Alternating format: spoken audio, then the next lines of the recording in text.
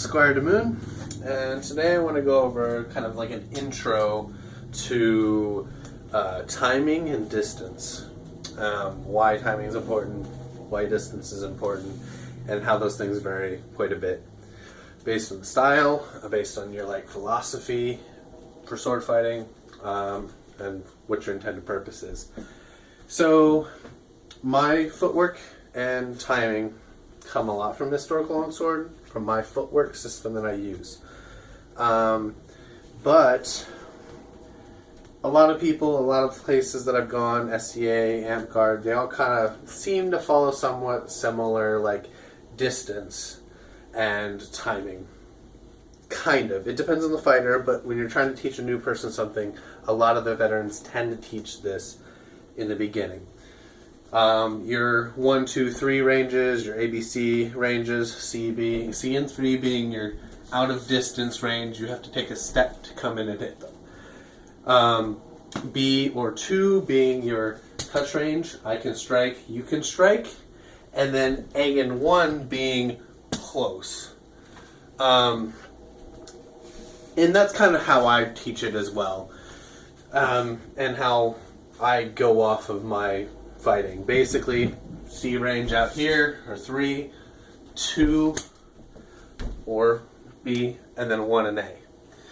It's super simple, easy to remember, and it can apply to almost any style. But you don't want to measure it in feet or inches or yards, because basically with a short sword, or a one-handed sword, 32-inch arming sword, it's going to be different than, say, with a 4-foot, 50-inch longsword.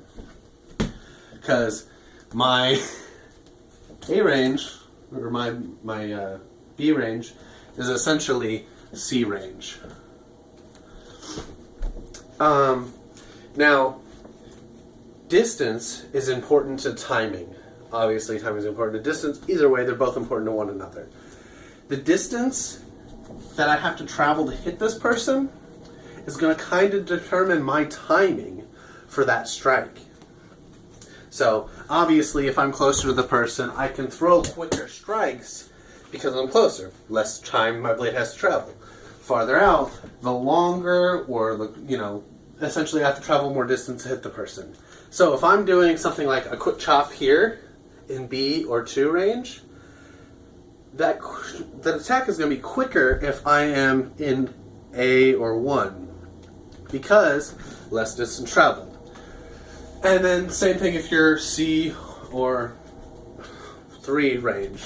Once you're coming from a farther distance, the timing of that attack is going to be longer. That timing, 1, 2, 3, goes from 1 shot or 2 or 3 shots a second to 1 shot. Now, I'm going over my head and being over exaggerating. 1, 2, 3, when I'm counting like that, that's my way of justifying timing. I'm going 1, 2, 3. I can count 3 times before I can get that shot to connect. And that's at B range. If I'm coming 1, 2, 3, 4 and I have to step, that's how I'm doing that. Obviously, you don't have to go over the head, but this is to illustrate how long that takes. I start from above my head, 1, 2, 3. If I'm stepping, 1, 2, 3, 4, right? So the farther away from your target, the longer it's going to take to travel with your blade. Now, so when you're using your footwork or using distance to go in on a target, you have to take that into account when you're going to try to block somebody. So, if you're running in, they aren't ready for your timing yet. Until you engage or until you strike, their clock isn't started yet. Unless they swing on your incoming strike. So, I show people those basic ranges, and then they have to figure out the timing for each of those ranges and the strikes they want to throw. Now, you can do things to screw up people's timing, screw up their distance. Somebody steps towards you, you step back, you maintain that distance. It's simple. He steps in, you step back. That maintains this range where he can't hit you, or you stay in B range. So if you like this range, which I do, personally like B, where I can hit them, and they probably can't hit me, because I'm out here. I like that range. This is a little too close for me. Yeah, I can strike quicker, but I'm not striking with the strong part of my blade. So, they step in on me, I step back, or I try to drive them back. Usually you can do that with a big wide swing or a barrage of swings, but it just depends. Now, if they're getting used to timing, so say 1, 2, 3. So 1, 2, 3. 2 strikes in the 3 count. I can change it up. 1, 2, 3, 4. By doing that, if they were going to block on that 3 strike, so I go 1, and I say I'm training, I'm fighting all day, big fight like that, boom, boom, boom, that's 3. 1, 2, 3. By doing that, I'm training that person, or they get used to my timing. Then I go 1, 2, 3, 4. And then that leaves that person stuck in that 3rd spot, that 3rd count.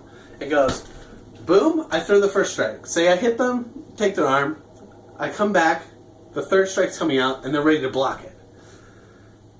Cool, or they block the 1st one, either one. Say they block both the strikes. Blocked, 2, blocked. Cool. Alright, that's awesome.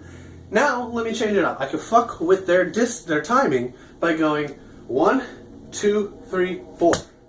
That extra count in there, most of the time, they're going to stay hovering there. Now, if they're really good, they're going to, do something about it, which is fine, because you're ready to do something. You're in these 2 seconds. It's a small pause before you throw that shot. I find that pause, that adding that 1 count in there, once you've fought a lot throughout the day, or people are used to your timing, really screws people up. You can do it at any range. So I'm coming in here, boom, I throw this wide shot out here, and then I come in close, and they go to block, and then I come over here. So it goes, the initial training movement is 1, 2, 3. Alright, cool. But say they're going to block that shot. I'm going to think that they block that third number, right? So I go 1, 2, 3. And I throw it at the same side. Now, that's a combo, right? Which went over combos before. But by adding that second, I'm screwing up the timing. My timing has officially changed and skipped a beat. So if you're engaging in a fight and it's boom, I throw a shot, block, his shot, throw a shot, block, throw a shot. If you do that, all you're doing is taking turns. I don't like playing a game of taking turns. I don't want to wait for them to hit me. Or, unless I want them to, whole different story. I want to change my timing throughout the fight. So I'm going 1, 2, 3, 1, 2, 3, 4. That little bit of timing change, some people are good and can catch it. If you do it too often, people will figure it out. But by doing that, I'm really screwing up that reaction time that a lot of people have. They go, oh, block, block. I'm safe while he recovers so I can throw a shot. But if you do it right, the next time you change that timing, it's going to screw somebody up. So when you do that, when you screw up timing, it's essentially you pause. You either pause or you do something else. Which, depending on the skill level of a fighter, either they wait for you or they attack you. My pause starts with 1, 2, 3, and usually they're going to do something on 3. But I'm cocked and ready for them to do something on 3, and then 4. It's like it gives me a chance to give them a chance to do something without actually being prepared to do something. If on 1, 2, on 3 they're ready to block, but if I don't throw a strike on 3, they have to do something. And when they do something, I can do something on that 4. They can't make the decision fast enough if they haven't practiced. That 1 count is not enough time for that person who is ready for a block to go into an attack. In most cases that I've come across. There are people out there who can do it.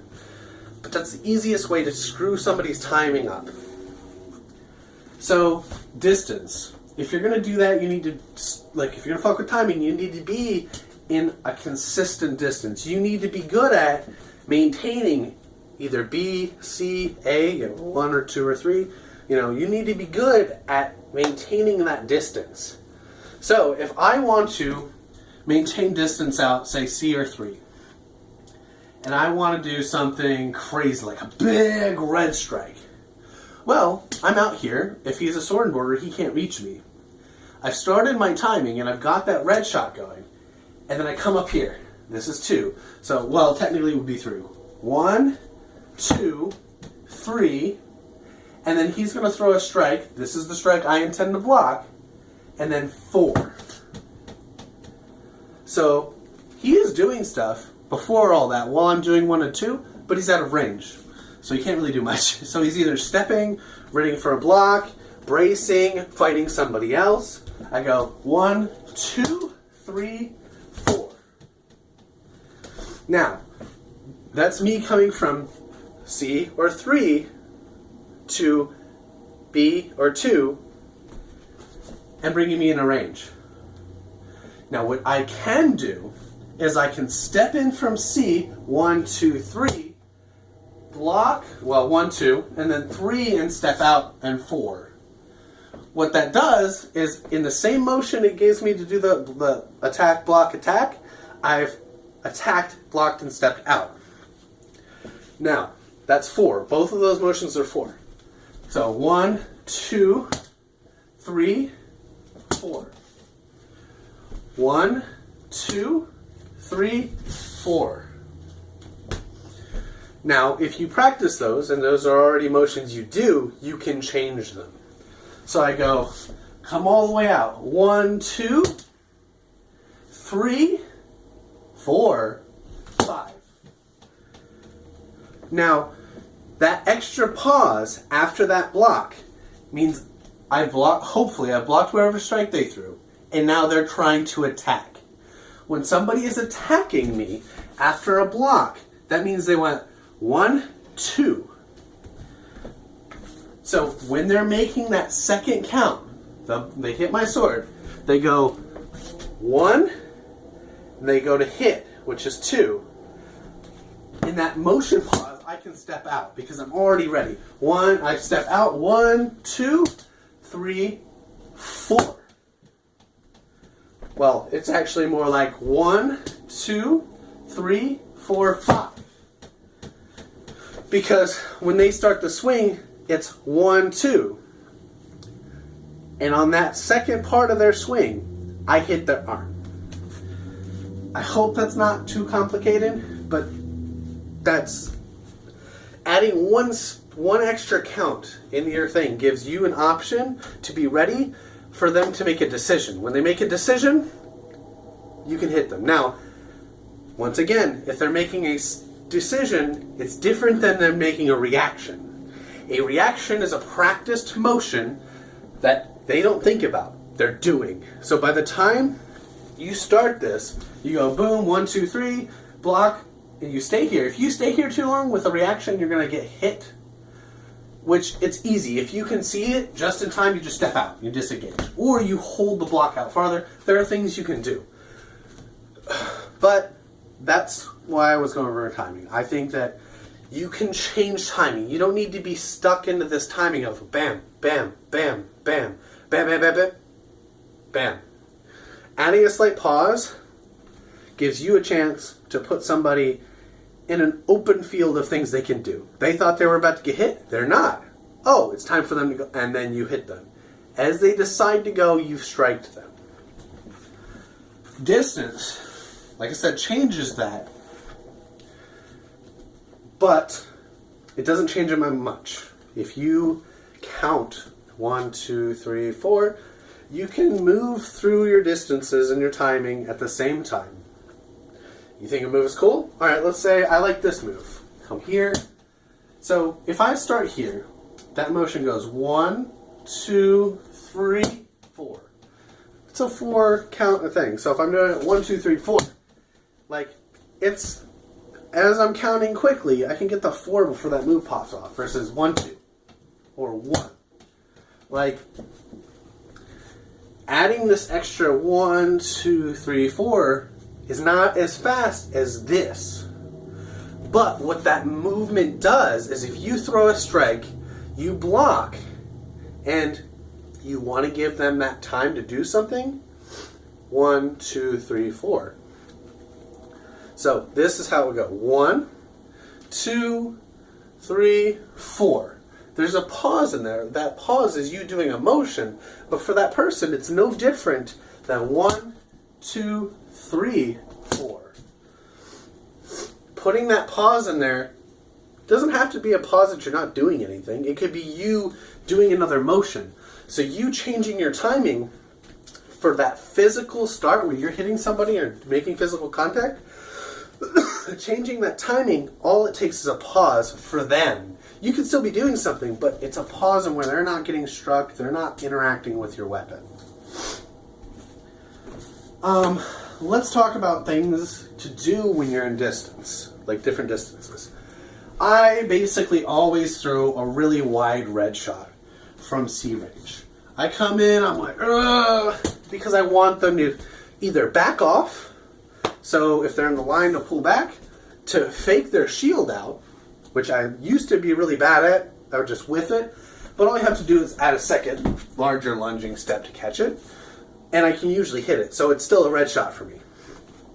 So I start out wide, go for that big red shot. Now, if they push in on me, it goes from I'm already out in C range, they've pushed in, I'm now in A range.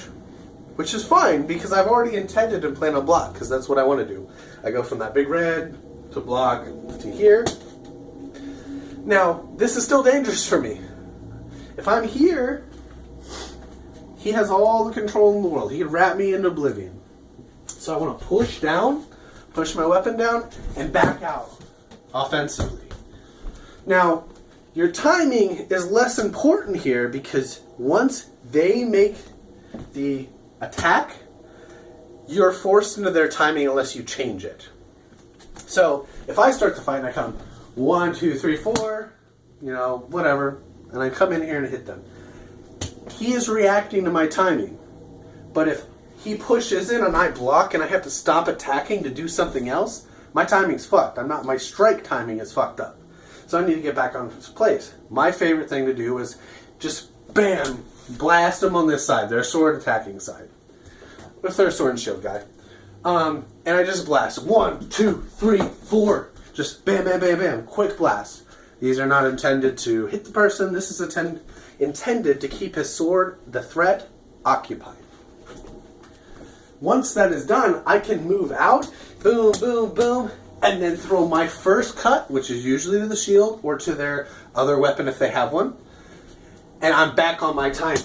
I'm back on the point where I can start counting mentally my movements. Now, I don't mentally count my movements. I'm just relaying the counts that I would make if I was watching somebody do these movements. Because all mine are more instinctive and reactionary, so they're a little harder to judge.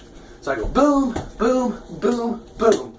Go 1, 2, 3, 4, 5, 6, 7.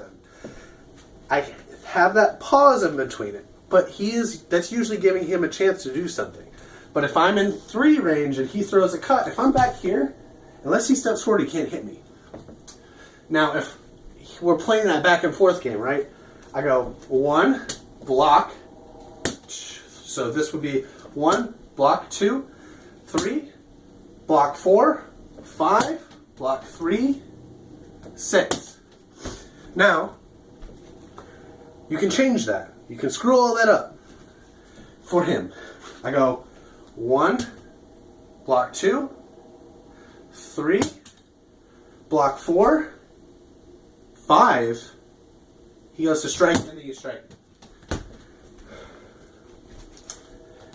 So we'll do that again. It goes 1, block 2, 3, block 4, 5, 6. I've already blocked his attack. I'm not striking after I block his attack, so he has to do something else, which is throw another attack or stay where he is, disengage or push. Those are a lot of options, but most people choose to push or throw another attack. When they push, all I have to do is step back, and throw a strike. Or they throw another attack. I'm already ready for them. I've blocked. Okay, let's get a little long, but I'm going to a little more with the distance, the distance thing. Timing's, there's a lot to timing. Distance. You need to find your comfortable distance and learn to practice that first, and then practice the other distances. There's a lot of stuff you can do from 1 or 2 and 3, or 1 and A, and a lot you can do from C and 3. But B and 2 is my favorite because I want to be somewhere where I can strike them. Now it's a little different with this. They can strike me and I can strike them if I'm sword and board or they're sword and board. But I like being here because I'm a threat to them. If I'm not a threat to them, then what am I doing? Unless I'm defending an objective or trying to keep them back, you want to be a threat to them. So that's what I got to say about timing and distance.